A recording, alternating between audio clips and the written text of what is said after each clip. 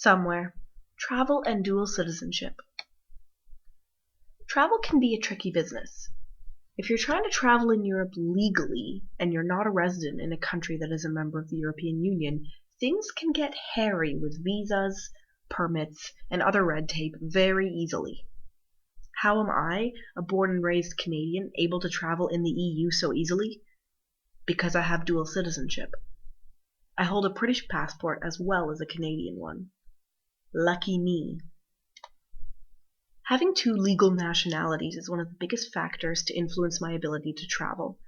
Every time I go to a new European place, I remind myself that I am fortunate to have dual citizenship. I'm a British passport holder because both of my parents were born and raised in Britain. They immigrated to Canada about 35 years ago, so I was born and raised in Canada by British parents. I qualify for a Canadian passport because of my birthplace, and my parents who hold Canadian citizenship after living and working in Canada for so long. And I'm eligible for a British passport because both of my parents are citizens there.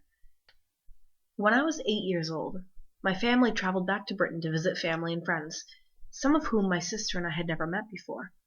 However, my parents experienced a sudden revelation as they lined up with their British passports in the line for British citizen. And my sister and I, aged 11 and 8, queued behind the international passports.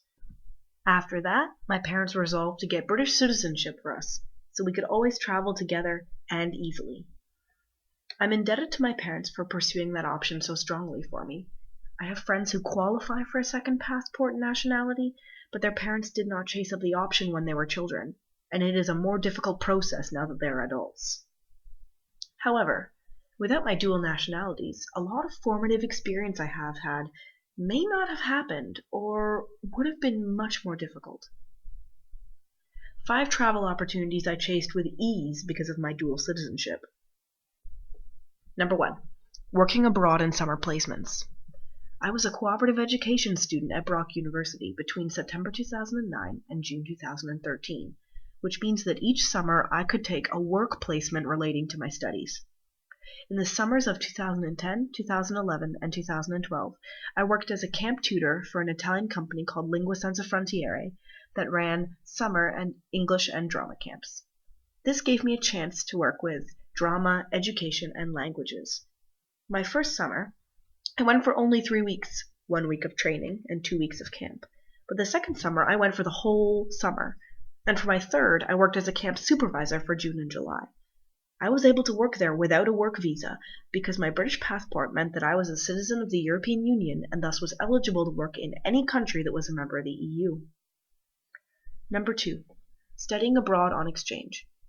After my first summer in Italy, the travel bug had officially bitten, and I wanted to travel more. My parents suggested a university exchange for a full year at another school in another country. At first, I thought I would spend the first term at one school.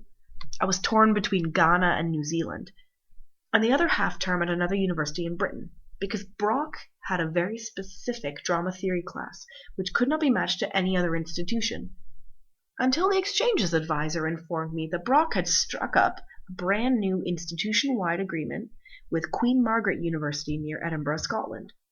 Some research showed me that they had a drama theory class, and the curriculum of that module matched the credit I needed.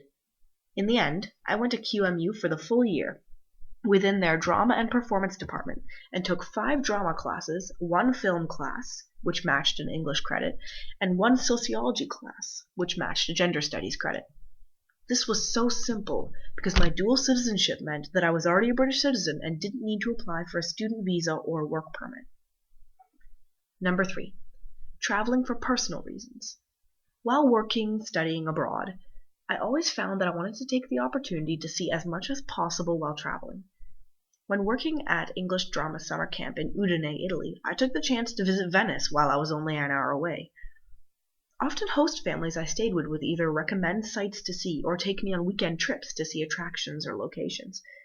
I have had 3 different host families take me on weekend day trips or weekend holidays to a different country.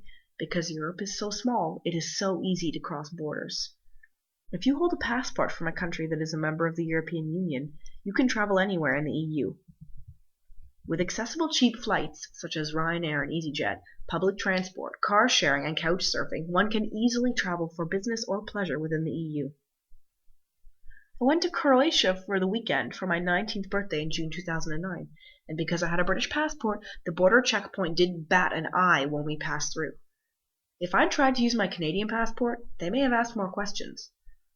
When passing through the Italy-Switzerland border a few times for day trips, my British passport meant I could come and go as I pleased with my host family without being stopped and questioned unnecessarily. Number 4. Living and working long-term in another country. After graduating from university in mid-2013, I had a longing to return to Edinburgh, Scotland. I missed the city, the people, the atmosphere, and, of course, my friends there. So, after a few months of working and tidying up my life in Canada, I flew back to the UK and officially moved to Scotland in August 2013.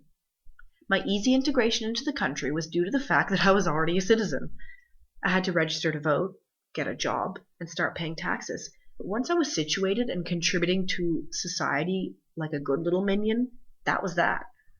A month of very little paperwork and only a few phone calls and letters had me legally settled in and functioning like any locally born Scot or Brit. The ease of this transition is based on the fact that I already had the right of abode within the United Kingdom of Great Britain. Number 5. Keeping up with international friends, family, other connections. I often had a week or two to spare between gigs in different places, jobs or education courses or other movements. So I frequently took the opportunity to visit connections like family, friends, host families, fellow former students or coworkers. Because of my dual citizenship, I can suddenly pick up and go somewhere new or revisit a place I've been before without needing to do any paperwork or declare my status at an airport, as other Canadians must. So you see, traveling has been a big part of my life in my late teens and early 20s. I don't know what kind of person I would be if I hadn't had these opportunities. And I likely would have struggled to experience the same travel freedom within Europe without my British-Canadian dual citizenship. It opened so many doors to me. Do you hold more than one passport, and thus citizenship to more than one country? Do you think that's made a big difference in your life and your travel? Drop me a comment and tell me about it. Did you enjoy this second somewhere and 10th total post about dual citizenship and travel? You may like my first somewhere and third ever post, Somewhere, Wanderlust and Long-Distance Love, about traveling and being in a committed long-term long-distance relationship. Thanks for dropping by.